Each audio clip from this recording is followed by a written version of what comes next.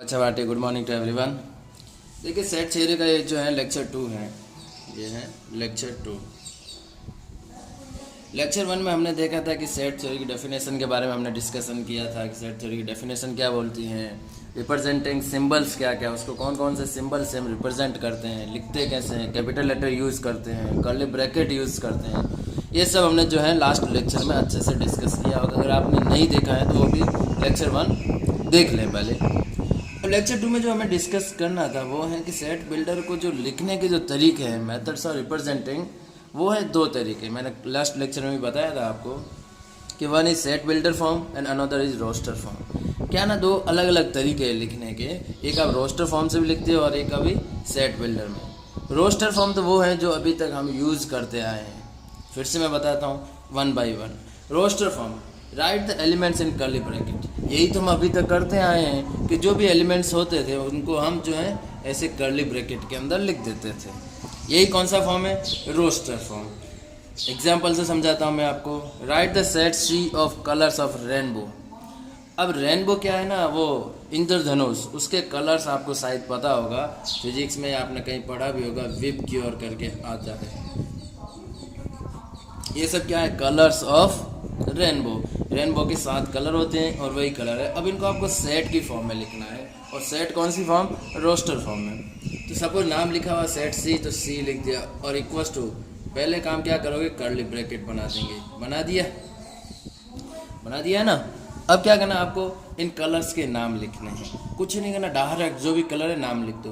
We means violet, E means indigo, I means indigo, B blue, G green, Y क्या होता है? Yellow,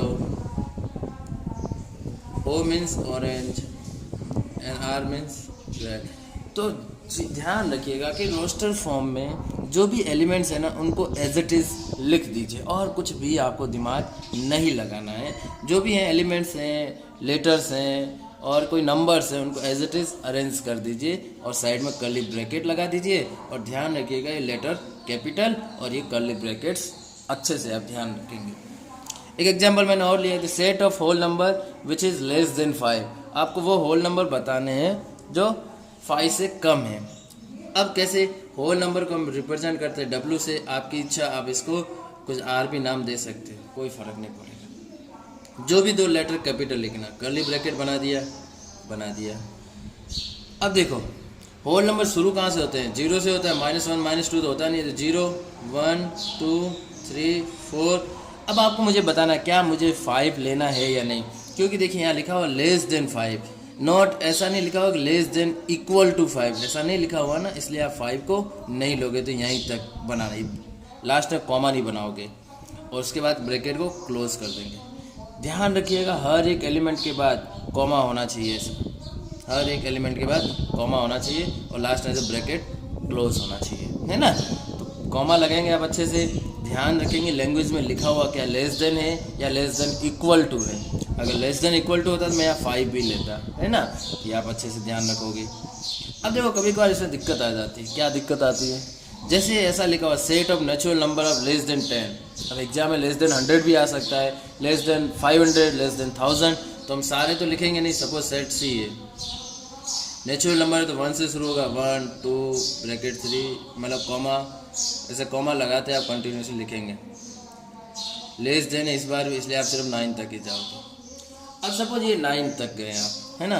अब ये अगर 100 होता तो आप 99 तक लिखते, 1000 तो 999। अब इतना कब लिखेंगे हम? तो ऐसा नहीं लिखना होता है, हमें कुछ और तरीके भी यूज़ करना था। आप ऐसा लिखिए इसको कि 1 2 3 से 4 एलिमेंट आप लिख दीजिए। उसके बाद आप ध्यान रखिएगा 3 डॉट लगाइए, हमेशा आप 3 ही लगाना। ये क्या काम करते हैं? इलिप्स का काम करते हैं कि आपको, इसका मतलब ये होता है कि सो ऑन या कॉन्टीन्यूसली। और लास्ट में अगर एलिमेंट्स हैं आपको पता है तो 1 या 2 लिख दीजिए। इस टाइप से हमें लिखना है। अगर ये कि अगर लेस देन 100 होता तो हम 100 वाले में कैसे लिखते? 1 2 3 4, फिर 1 सेकेंड 3 डॉट लगा दिए और कहाँ तक जाना है? लास्ट में 99 तक। तो ये काम हो गया। आपको इसे सारे लिखने की ज़रूरत नहीं पड़ेगी। तो आप ये जो काम करेगा किसका कि सो ऑन, आप ऐसे ही लिखते जाएं। और लास्ट एलिमेंट अगर आपको पता है या डिफाइन है तो लास्ट एलिमेंट, लास्ट एक भी लिख सकते हो, आपकी इच्छा, लास्ट के 2 एलिमेंट्स भी लिख सकते हैं, कोई रॉन्ग नहीं है उसमें, है ना। तो आपको इस तरीके से जो लिखते हैं या इस तरीके से जो लिखने के जो मेथड्स होते हैं, तो ये मेथड है, इसका नाम क्या है, रोस्टर फॉर्म। तो रोस्टर फॉर्म एकदम सिंपल सा है कि जो दिख रहा है ना उसको एज इट इज़ ब्रैकेट में अरेंज कर दीजिए, ढंग से सजा दीजिए इसको, और कुछ नहीं करना है। एक एग्जाम्पल मैंने और लिया है, set C of even number greater than 1, means एक से बड़े वो सारे इवन नंबर लिखने हैं। अब इवन नंबर एक से बड़ा क्या है, 2, 4, 6, 8 एंड ऐसे बहुत सारे हैं। तो अब इसको कैसे लिखेंगे, सेट सी बोला गया है, कर्ली ब्रैकेट कहाँ से शुरू होगा, 2 से 4, 6, 8। अब हम सारे नहीं लिखेंगे, मैंने बताया जैसा 3 डॉट बना देंगे। अब क्या है ना, दिक्कत ये है ना कि इसका लास्ट एलिमेंट क्या है हमें पता ही नहीं है, ग्रेटर देन 1 है, मीन्स हमें स्टार्टिंग का सब कुछ पता है। तो जब लास्ट एलिमेंट जब डिफाइन ही नहीं होगा तो आप ऐसे ही छोड़ दोगे कि भाई ऐसे लिखते जाओ, क्योंकि इसमें लास्ट एलिमेंट इवन नंबर में कितना है, बहुत बड़ा, crore, 50 crore, 100 crore, million, billion, trillion, पता नहीं क्या है। तो लास्ट एलिमेंट डिफाइन नहीं है तो आप ऐसे डॉट डॉट करके छोड़ देंगे। समझ में आया कि नहीं आया, यही आपका फाइनल आंसर है। तो अब अगर आपको नेचुरल नंबर लिखना है तो नेचुरल नंबर का सेट आप कैसे लिखोगे, 1 2 3 4, 3 डॉट बना देंगे, छोड़ देंगे। होल नंबर का 0 से शुरू कर देंगे, 0 1 2 3 एंड 3 डॉट। और इंटीजर का आप कैसे लिखोगे, देखिए इंटीजर दोनों साइड रहता है, पॉजिटिव और नेगेटिव। तो हम 0 को बीच में लिख देंगे और इधर आएगा +1 2 3 और इधर भी बहुत सारे जाएंगे तो 3 डॉट, इधर -1 -2 और इस साइड भी बहुत सारे नंबर आए तो इस साइड भी डॉट। तो ज़रूरी नहीं है कि आप डॉट एक ही साइड लगा सकते हैं, आप दोनों साइड भी यूज़ कर सकते हैं। तो मिडल टर्म को अरेंज कर दीजिए और 1 2 3 फिर डॉट डॉट डॉट, इधर भी -1 लिख के डॉट डॉट लगा देंगे। अब दिमाग में एक सवाल आता है कि सर जब कुछ रोस्टर फॉर्म से हो रहा था तो सेट बिल्डर की ज़रूरत क्या थी, है ना। एक से काम हो रहा है, दूसरे की ज़रूरत क्या है। दूसरे की ज़रूरत बेटा इसलिए पड़ी क्योंकि सपोज मैं आपको बोलूँ right a set of rational number, आप रेशनल नंबर का सेट लिखो, कैसे लिखोगे, क्योंकि रेशनल नंबर का ना हमें इनिशियल पॉइंट पता है ना एंडिंग पॉइंट पता है, तो हम कैसे लिखेंगे, नहीं लिख पाएंगे। क्योंकि रेशनल नंबर कोई कह रहा है सपोज 0 से शुरू करो, कोई कह रहा नहीं सर -1/9 से करो, कोई बोला नहीं सर -1/99। तो वो नंबर जिनका ना इनिशियल पॉइंट पता है ना एंड पॉइंट पता है ना कुछ भी पता है, तो वो नंबर या वो सेट हम रोस्टर फॉर्म में नहीं लिख पाएंगे। अगर आप लिख सकते हो तो लिख के मुझे बता दो, है ना। या फिर आ जाए right set of complex number, आप कॉम्प्लेक्स नंबर का सेट लिख के बताओ। अब भाई कॉम्प्लेक्स नंबर किस टाइप का है ना, प्योर रियल है या प्योर इमेजिनरी है या दोनों का कॉम्बो है या कहाँ से शुरू हो रहा है। वो तो वैसे कॉम्प्लेक्स नंबर जो इमेजिनरी नंबर है ना वो वैसे कंपेरेबल नहीं है, तो आप कैसे लिख पाओगे जब ये सब कुछ भी पता नहीं हो ना, तब हमें ज़रूरत पड़ती है सेट बिल्डर फॉर्म में। तो मैं सेट बिल्डर फॉर्म आपको अभी हम समझेंगे set builder form. Set builder form में देखिए डेफिनेशन शुरू करेंगे, right the set in terms of variable. देखिए रोस्टर फॉर्म में हमने क्या किया, हमने जो भी एलिमेंट्स थे सीधा लिख दिए, उसमें कोई भी वेरिएबल हमने जनरेट नहीं किया, कुछ भी अननोन नहीं था, सब कुछ जो था एज इट इज़ रख दिया, यही किया। बट हम सेट बिल्डर फॉर्म में क्या करेंगे ना, हमेशा एक वेरिएबल क्रिएट करेंगे और उस वेरिएबल पे प्रॉपर्टी थोप देंगे कि भाई तुझे ये प्रॉपर्टी सेटिस्फाइड करनी है। तो right the set in terms of variable and variable will satisfied the properties of the elements of that set. तो जो वो वेरिएबल हम लिखेंगे ना, वो वेरिएबल जो है वो प्रॉपर्टी सेटिस्फाइड करेगा। किस टाइप से, एग्जाम्पल से समझते हैं। सपोज मैं आपको ये कह रहा हूँ कि set D of prime number greater then 100, एक सेट डी है, वो किसको डिनोट कर रहा है, प्राइम नंबर को, और प्राइम नंबर 100 से बड़े होने चाहिए।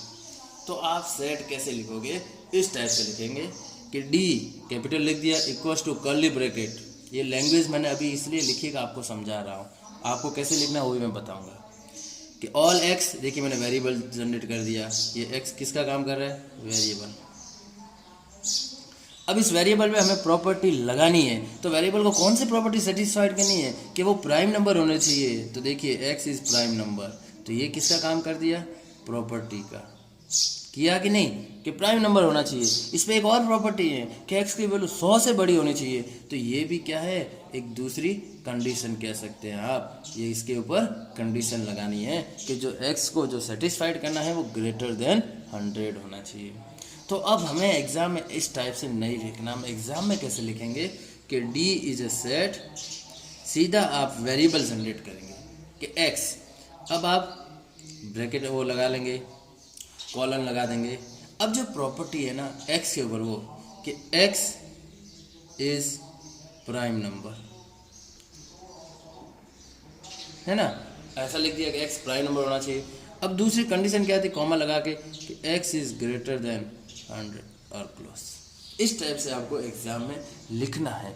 अब हमें कोई मतलब नहीं है, ये ऑटोमेटिकली एक्सेप्ट कर लेगा कि जो भी कंडीशन थी कि सेट डी में जो है प्राइम नंबर आना चाहिए। तो देखिए हमने कह दिया कि सेट डी के जो एलिमेंट्स है वो हमने एक वेरिएबल की फॉर्म में लिखे, ये रहा वेरिएबल।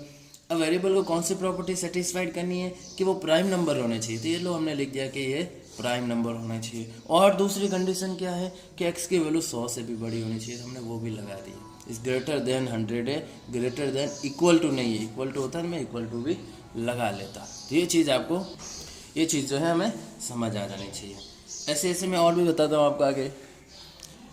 अगला सवाल क्या है कि जो मैंने आपको जो ये है किसके कलर है आपको पता चल गया, किसके हैं, violet, indigo, blue, green, yellow, orange and red. ये किसके कलर है, रेनबो के, है ना। तो अब इसको किस फॉर्म में लिखोगे, तो देखिए आप 1 सेकेंड सी सेट, हमेशा एक वेरिएबल डिफाइन करना है x।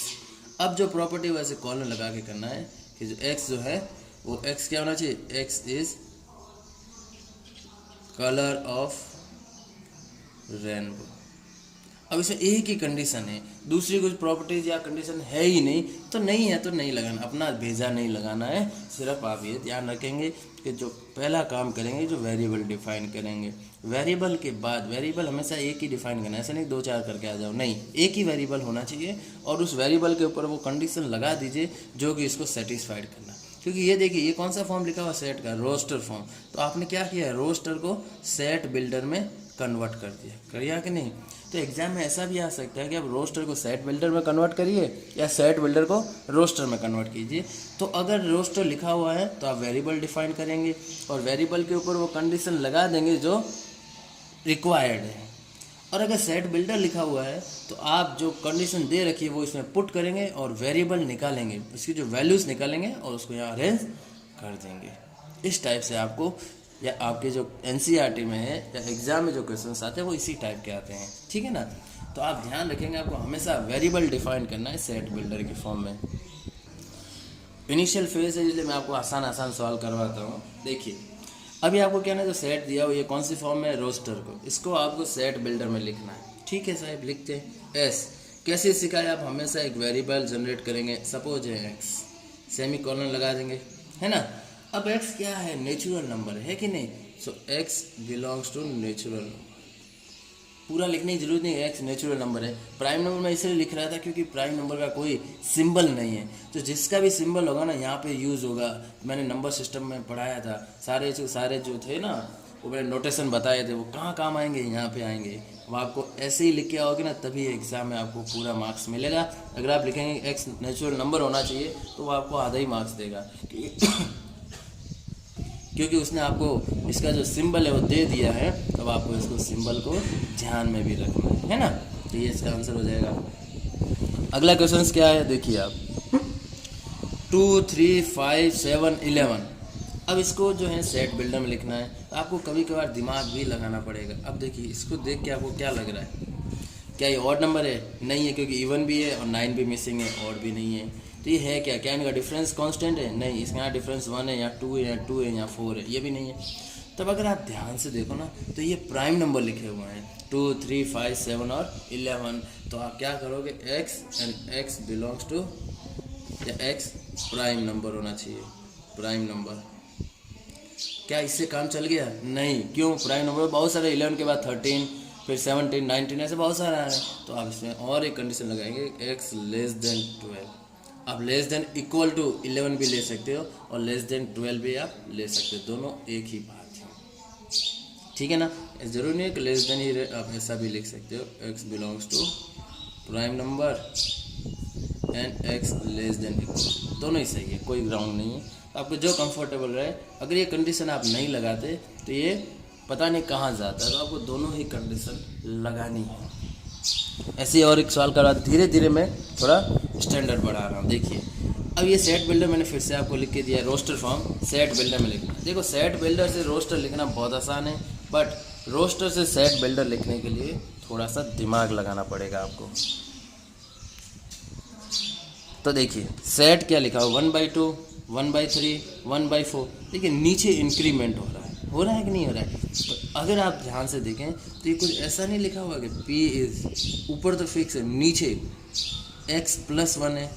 अगर मैं x की वैल्यू नेचुरल नंबर डाल दूँ कि जब 1 डालूंगा तो 1/2, 2 डालूंगा तो 1/3, 3 डालूंगा तो 1/4, तो कुछ इस टाइप का है कि नहीं?